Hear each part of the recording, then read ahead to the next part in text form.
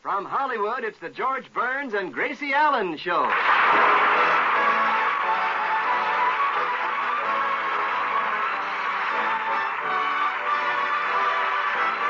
With Bill Goodwin, V. Benaderet, Hal March, and Marvin Miller.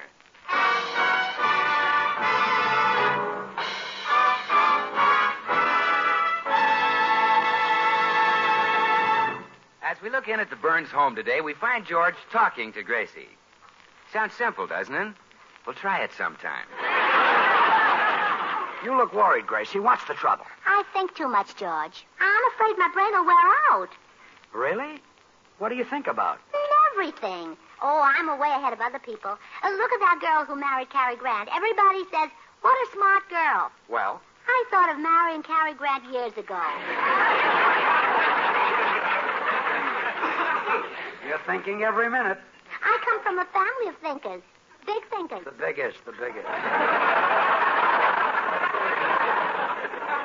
My brother Willie is famous for thinking on his feet. He is, huh? Sure. When anyone asks him how much 2 and 2 are, he takes off his shoes and thinks on his feet. Yeah. Yeah, that Willie's a bright kid. He must have gotten some high marks in school. Willie got the highest marks ever given by a teacher. Willie? Yes. They were on top of his head. She hit him with a ruler. That's a brother to be proud of. Yeah. Oh, and all my sisters are smart, too. Pearl, Bessie, Westinghouse, Hazel. But my sister... Gracie, Bessie... I've always wanted to ask you, how did Westinghouse get her name? Oh, well, when she came along, my mother really wanted a refrigerator.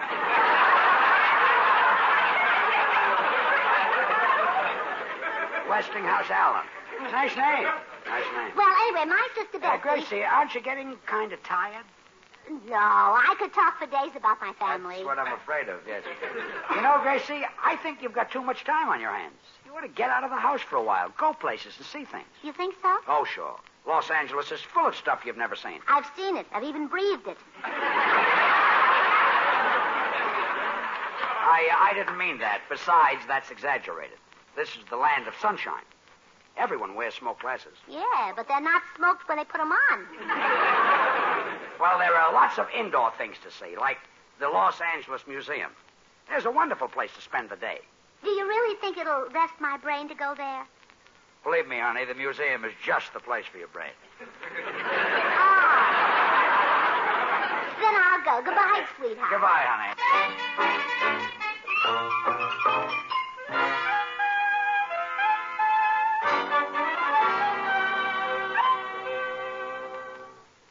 You know, this is not a new thing with Gracie. She's tried to stop thinking before, but she never knew when she succeeded.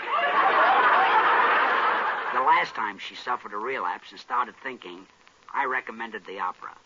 I asked her if she'd like to see Il Trovatore, and she said she'd rather go some night when he wasn't sick. Anyway, I took her to see Carmen, which is a Spanish opera, only it was sung in Italian by an all-German cast. Fortunately, the program was printed in English, so at least it was possible not to understand it in my own language. The reason I took her to the opera is because she wanted to give her brain a rest. Personally, I love the opera because it's so believable. There was a 96-pound tenor, and he sings to a 350-pound soprano, I will take you in my arms and fly away with you. He's going to fly away with her. Unless this kid has got a rocket in his back pocket, he isn't even going to get her off the ground. You know, it surprised me the way I learned to appreciate opera immediately. I fell asleep in all the right places. Not an easy thing to do, you know, with all that hollering going on. I got my biggest kick watching the people sitting in the Diamond Horseshoe, the ones with the fancy opera glasses, you know, the popsicle type. You know, they come on a stick.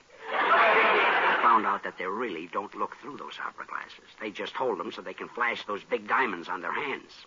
Gracie's brother Willie was with us. He bent over to pick up his program and blinded them all with the seat of his blue serge pants. To tell you the truth, Willie wasn't really with us. He just came along for that last joke. Gracie loved the opera.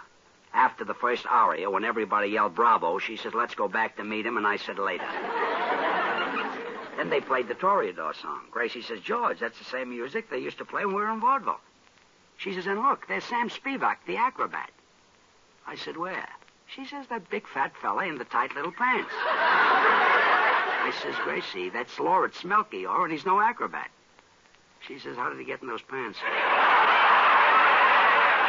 After the opera was over, we were walking home, and Gracie says, George, do you think my brain is really rested by now?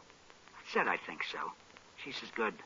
Let's go back to the opera house and get my shoes. Oh, well, I see Gracie has arrived at the museum. Well, it's awfully nice of you to offer to show me through the museum. Oh, the pleasure will be mine, dear lady. By your presence here, you prove that you are an intellectual, interested in culture. In this age of television, man strains his eyes watching the antics of puppets and buffoons, while the great art treasures of the ages stand here, gathering dust. You have given me renewed faith in the intelligence of the human race. Well, thank you. Together we shall explore the civilizations of the past. Shall we begin our tour with the ancient Greeks? No, they'll slow us down. Let's go alone.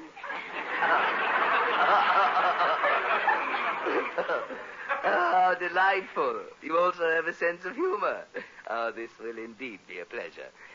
Suppose we start here with the famous statue of Venus de Milo. Oh, that poor woman.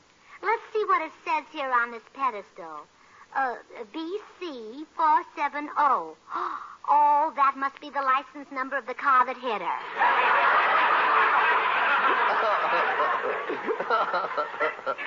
Excellent, excellent. I must tell that in our curators' meeting. Oh, look at these statues. These figures are all from an ancient Greek frieze. Well, no wonder they froze. They have no clothes on. You know, a horrible doubt has just crossed my mind.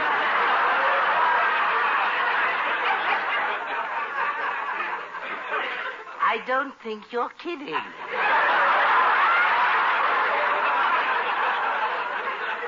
of course I'm not. Now, where will we go now? Why don't you go home and watch television? Oh, no, this is more fun. Now, what's in this next room here? Famous paintings, but I don't think you like them. Oh, yes, I would. Great artists just fascinate me. I love paintings. I have an original Botticelli I could show you. Oh, no, I want to see the pictures. Now, come along. Madam. Oh, here are the paintings. My, you have lots of them. What's this one? This is a copy of a masterpiece by Michelangelo. Oh, yes, I've heard of Michelangelo. He paints for Life magazine. The pictures which you saw in Life magazine were painted by Michelangelo over 400 years ago. Oh, I know how it is. Those magazines take forever to publish your things. You know, I sent a story to Cosmopolitan once. Madam, I have a suggestion. Have you ever been to the Huntington Library and Art Gallery? No. It's in Pasadena. Now, there is a lovely museum. No, I don't think you should call Pasadena a museum. Just because the people are quiet and go to bed early certainly doesn't mean...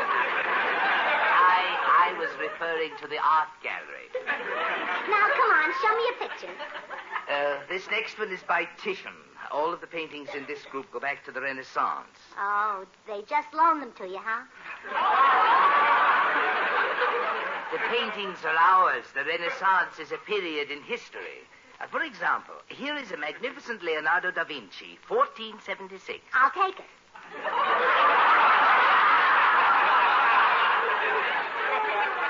Give me strength. 1476 is the date the picture was painted, not the price. You could not purchase any original masterpiece for less than $100,000. Is that so? Well, there certainly is money in painting, isn't there? If you happen to be a genius, yes. Oh, I wonder if I'm a genius. You know, I bet I am. Madam, if you are a genius, I am Clark Gable. Well, marriage has certainly changed you.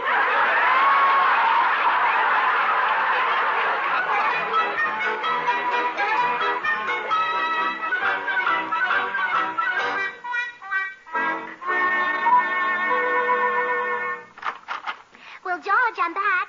So soon? Yes, and am I glad you sent me to that museum. Oh, put the things Comes right in here, fellas. Okay, miss. Dump it here, Fred. What is all this? What is all this? What is all this? Thank you. What is all this? That's everything, miss. Thank you, boys. Goodbye. Yeah, goodbye. Now, what is all this? Oh, George, if you have something to say, I wish you'd say it. I'll try. What is all Because this? I have to get busy with my painting. That's why I bought all this equipment. Canvas, picture frames, paint, brushes. Now, what have you been trying to say? Nothing. Couldn't that have waited? So you've taken up painting? Mm-hmm. What are you going to paint? Masterpieces. They bring the most money. Now, for example, let's say I only turn out one masterpiece a day. And let's say I sell it at rock bottom price, $100,000. That's $100,000 a day, 364 days a year. 365. Well, I'll need one day to take the money to the bank.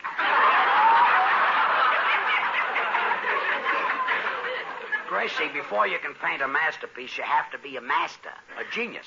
Well, artistic geniuses run in my family. If they get into your family, I don't blame them for running. My Uncle Charlie used to draw pictures of Lincoln in Washington, and they were so good you couldn't tell his drawings from real money. You know, he'd be famous, but he gave it up to play baseball. Where did he play baseball? Sing Sing. If he was so clever, how come he got caught? Well, he was so proud of his work, he signed his name to it. Well, I'm glad they put him away. Oh, not for long, though. He painted a picture of an open door on the prison wall. So? So while the guards were trying to close it, my uncle walked out the front gate.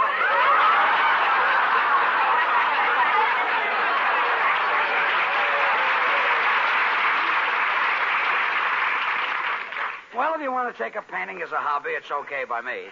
Maybe it'll keep you busy. Certainly bought enough, Hey, what's that little animal in the cage? Well, George, I'm afraid you don't know much about painting. That's something every artist must have, a weasel.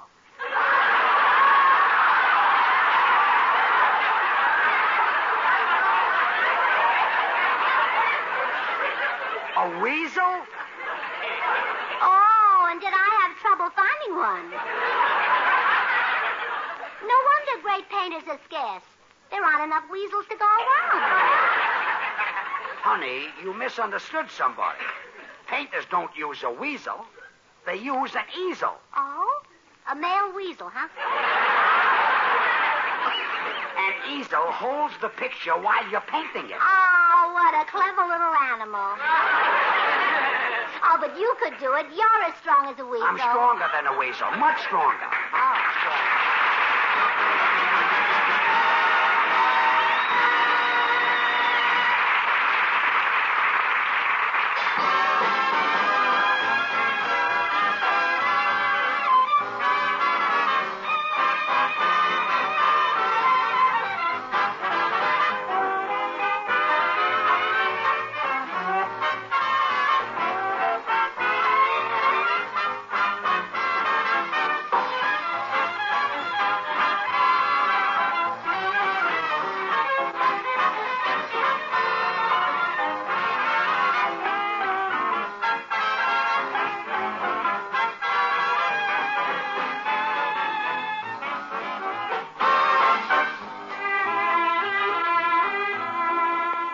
Well, a weasel isn't so bad. Could be worse. Come to think of it, it has been. I remember when Gracie wanted to be a ballet dancer, and they told her at school she'd have to have a pair of strong calves.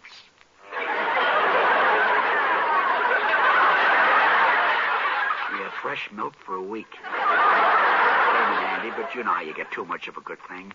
I'm afraid I have to disagree with you, George. Our product is one good thing you just can't get too much of. Then we insert the middle commercial here.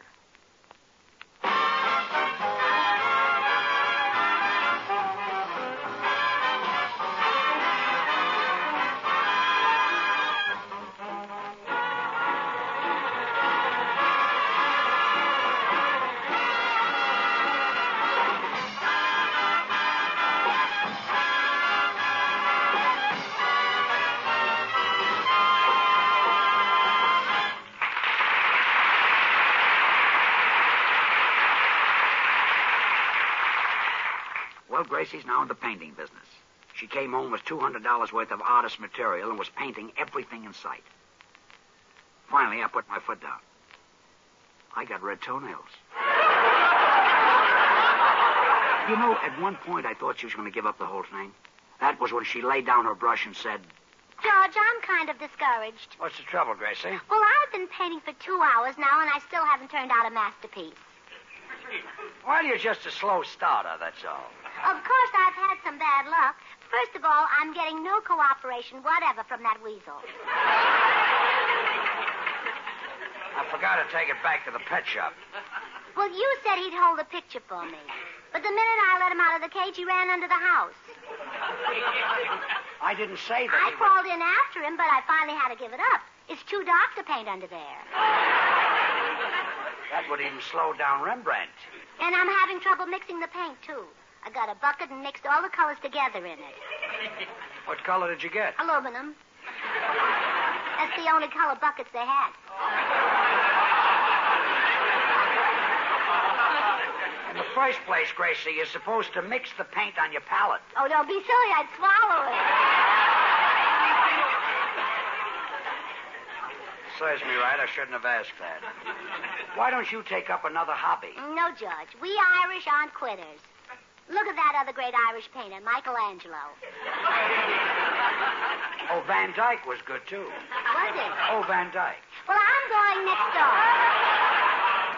I'm going to talk to Blanche Morton. She always encourages me and cheers me up. Okay, honey, but first you can help me catch that weasel. Here, you take the flashlight. All right. Come on.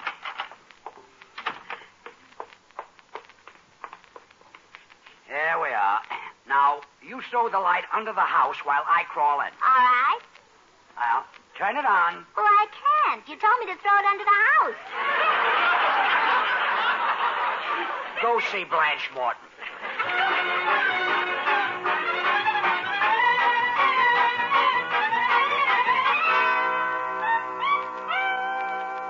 I think painting is a wonderful idea, Gracie. I'm for you. Oh, thank you, Blanche. Lots of entertainment stars go in for art. Linda Darnell, Claudette Colbert, a lot of them. Oh? Linda did a beautiful portrait of her husband. And do you know what Irene Dunn did? No, what did she done do?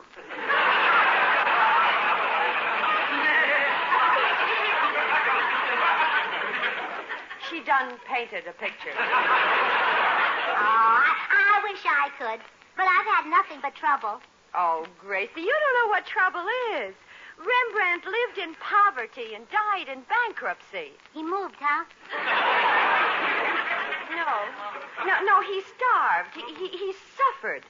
Lots of great artists did. But it seems like the more they suffered, the better they painted. Blanche, that's it.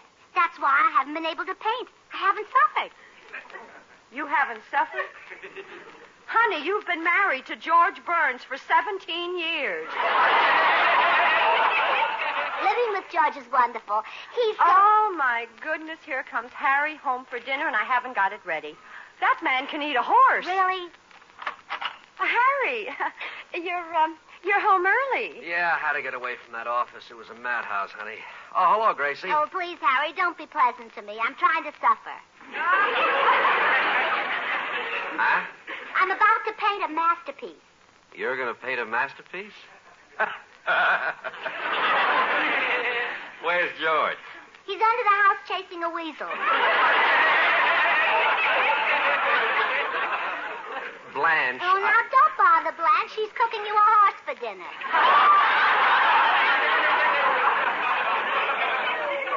Well, back to the office. Wait, Harry. Well, I'll run along, Blanche. Bye. Why couldn't we live next door to something restful? Like a boiler factory.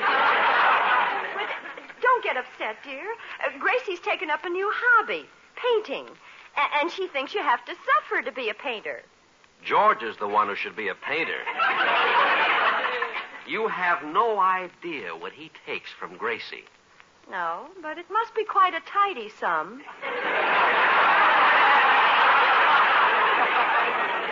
Why don't you stop with that? George could be a success without Gracie. Yeah, like Edgar Bergen could without McCarthy. Now, that's a real silly comparison. Bergen works with a dummy, and George...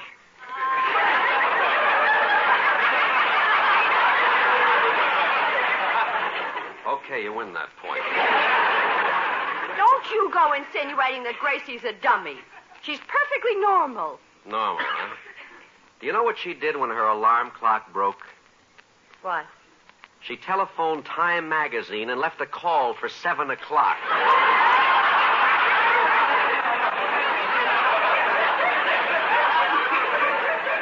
I rest my case. Now, how about dinner?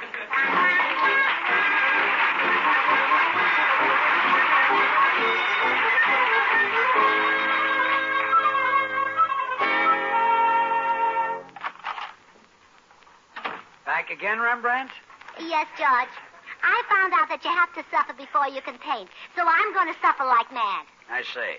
What's in the package? A pair of new shoes, size 2. You wear size 4. Get the idea? I get it. You answer the door. I'm going in the den and run through some of the tunes I've got to do at the Friars Frolic. Come in. Hi, Gracie. What's doing? Oh, hello, Bill. I'm taking up painting. Really? Mm-hmm. Say, that's a wonderful hobby. You know, I went to art school for years. We used to hire beautiful models to come in and pose for us. Gorgeous girls. Oh, I'd like to see some of your paintings. Who painted? Well, I'm serious about my art, Bill. I'm trying to suffer so I can paint a masterpiece. But it's almost impossible to suffer around here. It is? Well, sure, I'll open the door to the den and show you why. And if I call her Buttercup, the dandelions will eat her up. The bar ring and shine your line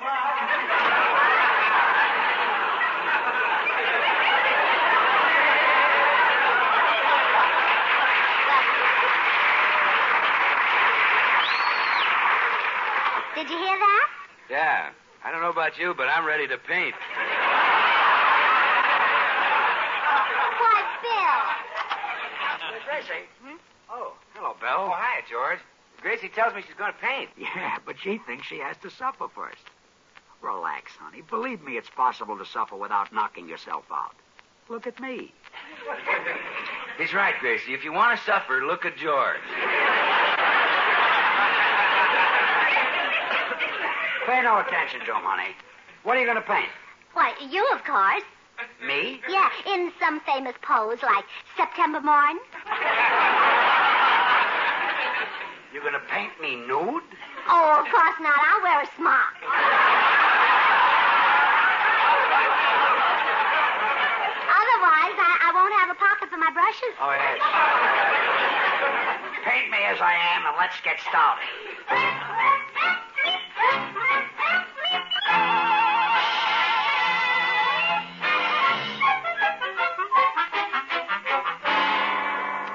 Now, be patient, George. It's almost finished. Just a few more strokes of the brush. I'm dying to see it. Well, it's truly a masterpiece. I'm so glad I bought these tight shoes. Does it look like me? Look like you. Well, it's so good, I can hardly tell you apart. Are you tired, dear? A little. Why don't you answer me? Just it. How do you like that? I was talking to the picture. We look so much alike, huh? Yes, yeah. You know how your nose is right in the middle of your face? Yeah. Well, it's the same way here. Well, it's a nice place to put it. And you know your eyes are so big and bright. And, George, where do you think I put your ears? One on each side? You peeked. No, I just took a wild guess. Come in. Oh, Blanche and Harry. I've just finished my painting. Come over and look at it. All right. Hey, this is good. Oh, it certainly is. Do you recognize it? Well, sure. It's a yellow cab with the doors open.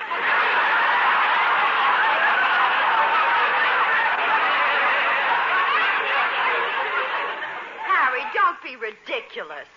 Whoever saw a yellow cab with two bloodshot headlights? And a radish hanging between them. George, are you going to sit there and let these people say things like that about you? George, this is a picture of you? Yes, Harry. Oh. Oh, well, George, we didn't know that. We didn't know that. We owe you an apology. Apology we owe you. But it's a wonderful likeness. The only difference between this picture and you is that the radish on your face is lost.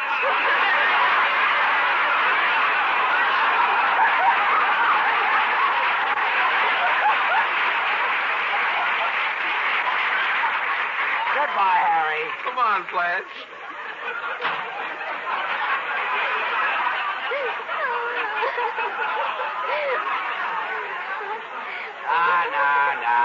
No. Gracie, stop crying. Stop it. What do they know about painting? I'll bet it's good. Turn it around so I can see it. There. Why, that's... By golly, it does look like a yellow cat. Oh, I was only kidding. Oh, don't be discouraged. I'll tell you what. You know that new dress you saw in Magnan's window? It's yours. Can I have a new hat to go with it? Sure you. And a coat? Okay, you can have the coat, too. Baby. Now, stop. Forget the painting. We'll burn it. Well, Dad, it's beautiful. It's a masterpiece. And what are you crying about? These shoes hurt my feet. Oh, no.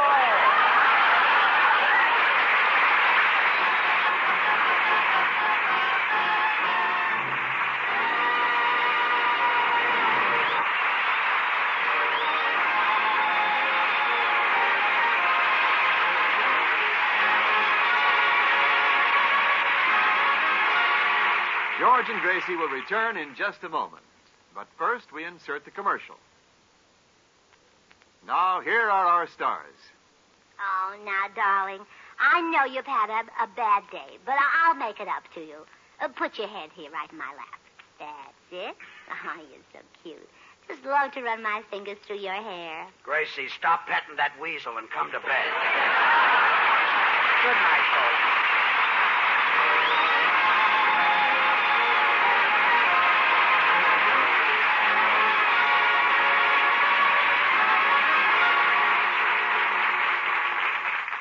The George Burns and Gracie Ellen program was transcribed in Hollywood.